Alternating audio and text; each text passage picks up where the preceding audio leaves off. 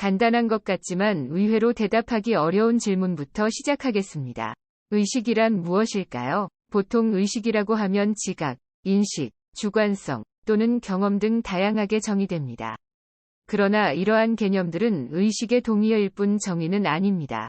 조금 더 발전된 접근은 토마스 네이글의 1974년 에세이인 박쥐가 된다는 것은 무엇인가? 에서 볼 수 있습니다. 나이젤은 의식을 어떤 유기체든 그것 같은 것이 있다는 생각으로 이 정의를 만들었습니다. 예를 들어, 당신에게 의식은 당신 같은 것이 있거나 또는 당신인 것 같은 느낌이 있는 것입니다. 그러나 책상 위에 놓인 물 한 잔은 그런 느낌을 갖지 않을 것입니다. 물론 의식을 정의하는 것은 그것이 무엇인지 실제로 이해하기 위한 첫 번째 단계일 뿐입니다. 1990년대 초, 철학자 데이비드 차머스는 널리 논란이 되고 있는 의식의 어려운 문제를 소개했습니다. 차머스의 질문은 왜 모든 것의 가장 첫 시작은 의식인가? 였습니다. 덕분에 우리는 주관적으로 세상을 경험하고 있다고 강하게 느낍니다. 진화론적인 면에서 보자면 왜 그렇게 느끼는 걸까요? 이에 대해 알아보기에 앞서 차머스가 의식의 쉬운 문제라고 부른 것을 생각해 봅시다. 쉬운 문제는 우리가 어떻게 행동하고 기능하는지에 대한 질문이며 우리 뇌의 기본 메커니즘을 통해 이해할 수 있습니다. 예를 들어 시각에 대해 생각해 봅시다. 우리가 볼 때 빛 에너지는 신경화학적인 사건이 되고 시각장은 뇌의 시각 피지를 담당하는 부분과 연결됩니다. 우리는 의식적 경험의 이런 기능적 측면은 이해하게 되었지만 어려운 문제는 여전히 남아 있습니다. 이제 어려운 문제, 즉 의식에 대한 직접적인 설명으로 들어가 봅시다. 의식을 설명하는 한 가지 방법은 부수적 현상입니다. 즉, 의식은 본질적으로 우리 두뇌가 엄청난 양의 정보를 처리하면서 나오는 부산물이라고 보는 것입니다. 구식 증기기관에서 나오는 연기와 마찬가지로 전체 구조의 일부이긴 하지만 실제로 앞으로 나아가는데 어떤 역할을 하지는 않는 것입니다. 물론 이 이론만이 유일한 것은 아닙니다. 신경과학자 아닐세스는 또 다른 이론을 제안합니다. 그는 궁극적으로 뇌의 목적은 신체의 내부 상태를 조절하고 유지하는 것이라고 말합니다. 그리고 의식이 그 목표에 기여할 수 있습니다. 우리의 감정은 의식적 경험과 관련이 있는 무언가를 표현하고, 뇌는 그것을 통해 잠재적인 결과를 예측하고 반응하는 방법을 결정하는 것입니다. 역겨움이라는 감정을 예로 들어보죠. 그 느낌은 자신을 보호하기 위해 상한 음식을 보거나 염증이 있는 상처를 봤을 때 독이 있거나 위험하다고 인지하는 것과 관련이 있습니다. 여기서 의식은 뇌의 목표 수행을 돕는 그 무엇입니다. 분명히 진화는 어떤 이유를 가지고 우리에게 의식을 주었습니다. 아직은 미스터리이지만 말입니다. 기억이라는 단어를 생각해 봅시다. 우리는 일반적으로 이 단어를 과거 정보를 저장하는 뇌의 능력을 설명하는 데 사용합니다. 가령, 우리는 어젯밤에 무엇을 먹었는지 기억하는 것과 테니스 라켓을 휘두르는 방법을 기억하는 것은 거의 같은 기능이라고 직관적으로 느낍니다.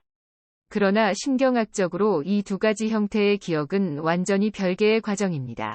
역사를 통틀어 우리는 정신에 대해 안다고 생각했던 것이 계속 틀렸다는 것이 증명되었습니다. 의식에 대한 이론도 예외는 아닙니다.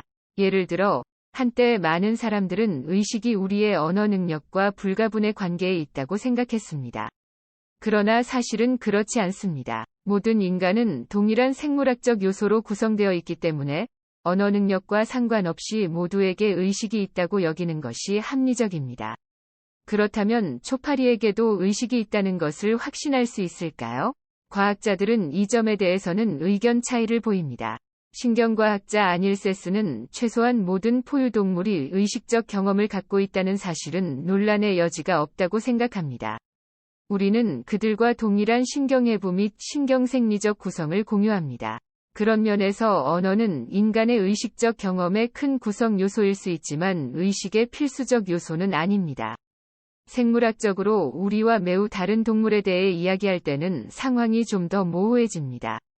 예를 들어, 많은 종류의 새는 의식이 있는 것과 같은 정교한 행동을 합니다. 8개의 다리와 제트 추진력을 가진 문어는 똑똑하고 많은 뉴런을 가지고 있지만 우리와 전혀 닮지 않았습니다. 문어는 인간과 완전히 다른 방식으로 의식이 있을 가능성이 매우 높습니다. 계속해서 더 깊이 파고들다 보면 결국에는 다음과 같은 질문에 도달하게 될 것입니다. 의식은 모든 곳에 있을까요? 이 아이디어는 의식이 물리학의 기본 수준에 존재한다는 범심론으로 알려진 이론을 나타냅니다. 이는 통합정보 이론이라는 가설에 의해 뒷받침됩니다. 신경과학자 줄리오 토노니는 이 가설에서 시스템이 처리할 수 있는 정보의 양을 측정하는 파이라는 수학적 측정치를 설명합니다. 파이가 충분히 높아지면 유기체는 의식을 갖게 된다는 것입니다. 철학자 데이비드 차머스는 이 이론이 사실이라면 온도 조절기와 같은 단순한 시스템도 정보를 처리하기 때문에 의식이 있을 수 있다고 말합니다. 왜 이러한 논의가 중요할까요? 결국 우리가 함께 미래를 향해 나아가야 할 초지능 AI가 의식을 가질 수 있는가 하는 문제로 이어지기 때문입니다. 이는 우리의 미래에 중요한 문제가 될 수 있습니다. 언젠가 우리는 무언가가 의식이 있는지 없는지, 또는 의식이 얼마나 있는지 정확히 알려주는 발명품을 가질 수 있을까요? 가능성은 있습니다. 이미 인간에 대해서는 의식의 정도를 효과적으로 알 수 있게 해주는 방법이 있기 때문입니다. 밀라노 대학의 과학자들은 섭동 복잡성 지수라는 것을 개발했습니다. 이 지수는 인간 의식의 측정치를 나타냅니다. 과학자는 경둑의 자기 자극을 사용하여 전자기 활동의 펄스를 뇌의 피질로 보냅니다. 그들은 이 펄스의 반향을 숫자로 정량화해 의식을 측정합니다. 물론 인간과 매우 다른 기질, 즉 인공지능으로 구성된 잠재적 의식 생명체에 대해서 논의할 때는 얘기가 다릅니다. 미래의 기계는 의식이 있을까요? 이 질문의 답은 의식이 존재하기 위해서 생명 활동이 필요하다고 생각하는지의 여부에 달려 있습니다. 중요한 것은 답이 어떻든 관계없이 우리는 의식이 있는 것처럼 보이는 기계를 아마 만들어낼 것이라는 점입니다. 신경과학자 아닐세스에 따르면 이러한 경우에 우리가 취할 수 있는 경로는 두 가지가 있습니다. 먼저 우리는 이러한 기계가 의식이 있다고 가정하고 우리가 생각하는 의식의 범위를 확장하여 이들을 포함시킬 수 있습니다. 이 아이디어에는 비슷한 역사적 근거가 있습니다. 현재 우리는 과거에는 관심을 두지 않았던 인간이 아닌 동물에게도 윤리적 관심을 확장하고 있는 것이 그 예입니다. 다음으로는 기계를 포함한 잠재적 의식 생명체에 대한 우리의 성찰과 고민을 아예 접어두는 것입니다. 이 시나리오라면 우리는 인간과 매우 유사한 로봇으로 가득 찬 테마파크의 이야기를 다룬 TV 시리즈 웨스트월드의 경우와 유사하게 지낼 수도 있습니다.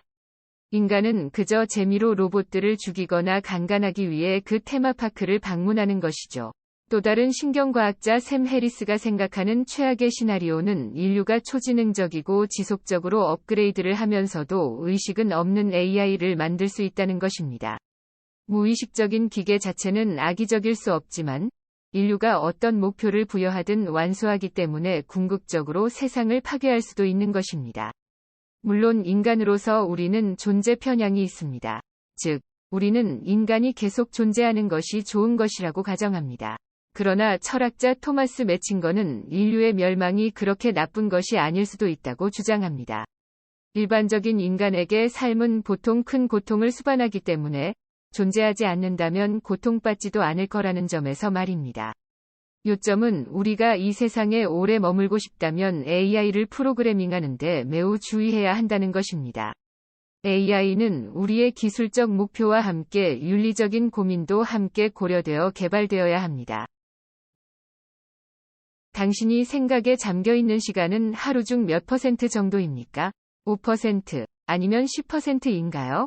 그렇다면 그 추측은 빗나갔습니다. 추정 가능한 경험적 데이터에 따르면 인간은 깨어있는 시간의 30에서 50% 정도 생각에 잠겨 있습니다.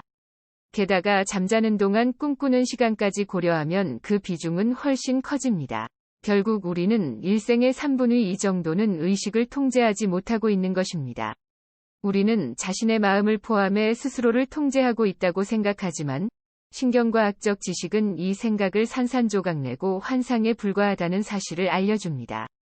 자아에는 다양한 면이 있습니다. 아마 가장 간단한 것은 체화, 즉 당신이 몸 안에 들어있다는 느낌일 것입니다. 그리고 환경적 맥락에서 당신의 정체성을 구성하는 사회적 자아가 있습니다. 예를 들어, 당신은 아버지이자 남편일 수도 있고, 다른 환경에서는 직원이거나 학생일 수 있습니다. 또한 당신이 나 라고 생각하는 서술적 자아와 의사 결정을 내리고 선택 의지를 행사한다고 느끼는 의지적 자아가 있습니다. 이렇게 서로 다른 자아들은 하나를 가리키는 것으로 보이지만 신경과학자인 토마스 매칭거는 그 무엇도 실제하지 않는다고 주장하며 주관성의 자기 모델 이론을 제시합니다. 이 이론에 따르면 당신 자체는 자아가 없습니다. 대신에 당신은 당신이 동일시하는 영속적인 자아 모델을 뇌에 가지고 있습니다. 당신의 생각을 발현시키는 당신은 실제로는 존재하지 않음에도 불구하고 당신은 그 생각과 자신을 영속적으로 동일시하는 것입니다. 어떻게 이런 일이 발생하는 걸까요?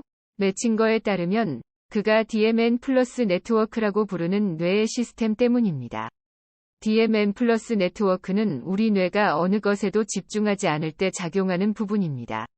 이는 물 한 잔을 물 한 잔으로 보는 대신 우리가 잡을 수 있는 것이기도 하다고 알려주는 역할을 합니다. 즉, 우리의 두뇌는 환경에서 끊임없이 정보를 수집하는데 이 데이터가 DMN 플러스 네트워크에 존재하는 다양한 정보들에 연결되어 특정한 생각으로 변환되는 것입니다. 생각이 의식적이고 자기 주도적인 과정이라는 환상을 스스로 깨는 것은 어렵지만 명상이 도움이 될 수는 있습니다. 조용히 앉아서 우리의 생각을 관찰함으로써 우리는 생각이 일어나는 것을 알아차리고 그 생각을 즐겁게 받아들일지 말지를 능동적으로 선택할 수 있는 것입니다. 그것이 아마 진정한 생각의 통제에 가까울 것입니다. 우리의 행동에 영향을 미치는 데에는 의식적 자각 외에도 셀 수 없이 많은 요인이 있습니다. 예를 들어, 쓰레기 냄새가 나는 방에서 설문조사에 답한 사람들은 사회적으로 더 보수적입니다. 똑같은 사람들이 지난주 꽃향기가 나는 방에서 했던 설문에서는 더 진보적이었다고 지적하면 그들은 자신의 행동을 합리화하려고 합니다.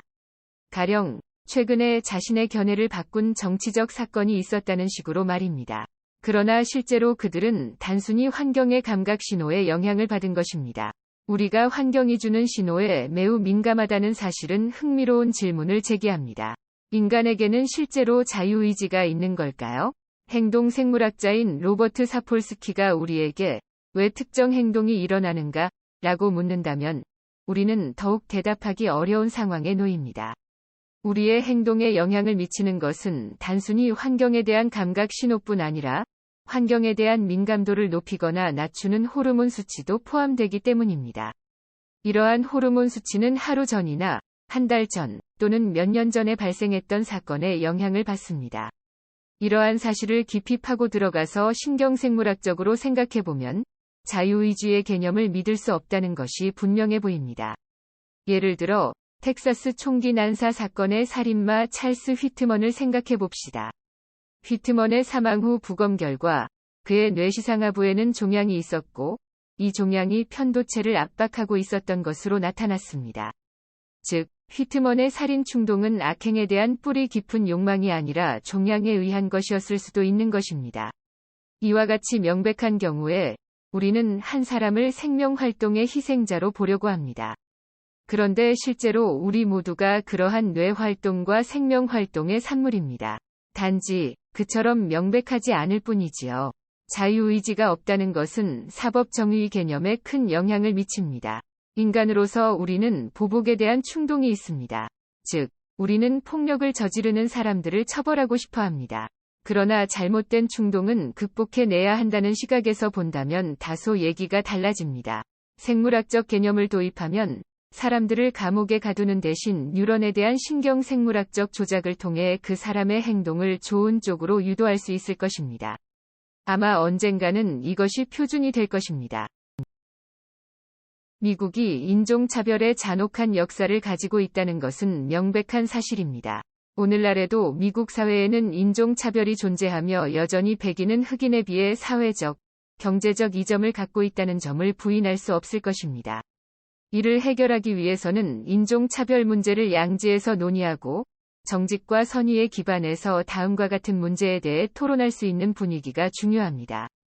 미국 사회는 어느 정도로 인종차별적인가요? 우리가 해야 하는 일은 무엇일까요? 무엇보다 인종차별을 정확히 어떻게 정의해야 할까요? 경제학자이면서 사회과학자인 글렌 로리는 인종차별에 대한 문제를 생각하는데 많은 시간을 할애합니다. 그는 인종차별을 특별한 인종적 정체성으로 추정되는 다른 사람의 인간성을 멸시하거나 평가절하하는 것으로 정의합니다.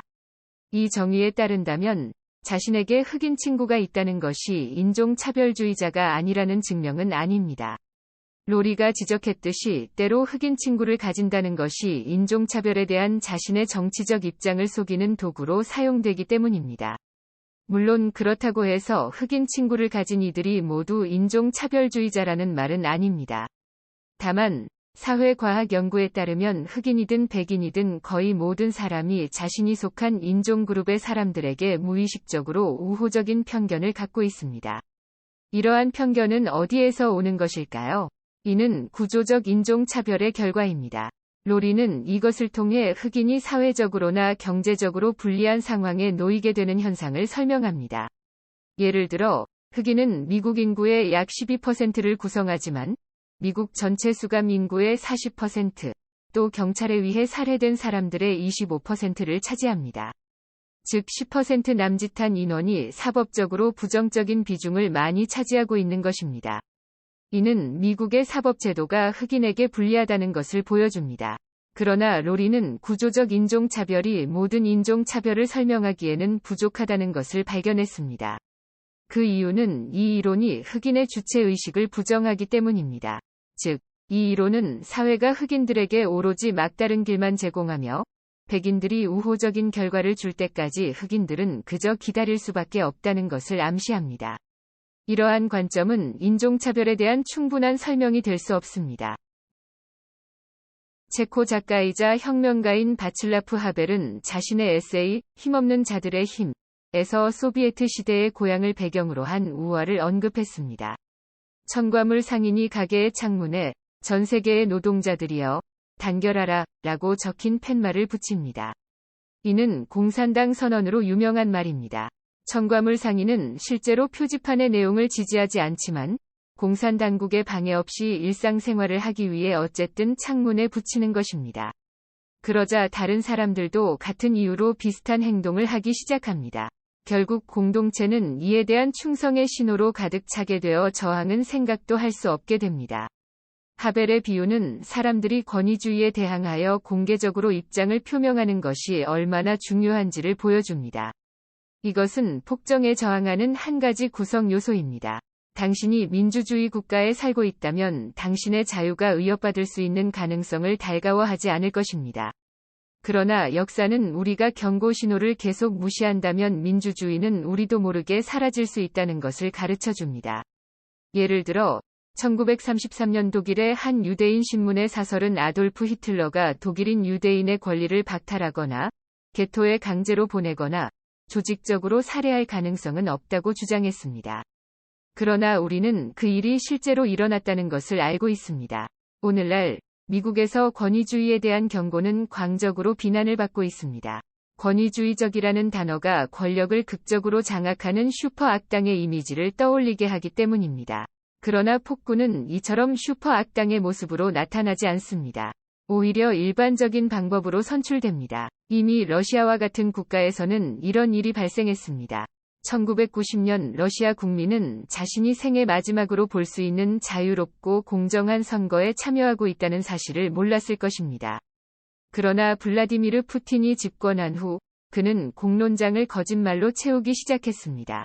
그는 진실된 토론의 의미를 희석하고 언론을 악마로 만들었으며 자신을 유일한 사실관계의 관리자로 임명함으로써 민주주의를 파괴했습니다. 이 글이 쓰여진 2020년 현재 미국인들은 가짜 뉴스를 거론하며 소수민족을 악마화하는 도널드 트럼프와 마주하고 있습니다. 그의 정치적 조처는 푸틴과 비슷합니다. 역사학자 티모시 스나이더의 견해에 따르면 트럼프에 대해 아무것도 하지 않는 미국인이라면 실제로 그를 위해 뭔가를 하고 있는 것입니다. 당신은 자유가 무엇인지 잊고 폭정이 자리 잡도록 돕고 있다고 할 수 있습니다. 다양한 색깔의 공으로 가득 찬 항아리를 상상해 보십시오. 공은 흰색, 회색, 검은색으로 구성되어 있으며 각각의 공은 아이디어, 발명 또는 문화적 규범을 나타냅니다. 흰색은 긍정적인 결과를 가져오는 혁신입니다. 회색은 긍정적인 효과와 부정적인 효과가 혼합되어 있습니다.